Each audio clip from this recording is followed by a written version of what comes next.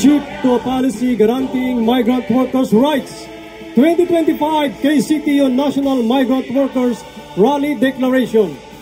Abolish forced labor and guarantee the free job chains. Implement a work permit system. Eliminate wage arrears for migrant workers and guarantee labor safety. Ban temporary structures and guarantee decent housing. Eliminate exploitation by brokers and labor agencies. Place all migrant labor systems under the jurisdiction of the Ministry of Labor, not the Ministry of Justice. Stop crackdowns and deportations of undocumented migrant workers and guarantee their right to stay. Eliminate gender discrimination and sexual violence against female migrant workers. We will fight together to the end for the realization of all migrant workers' rights.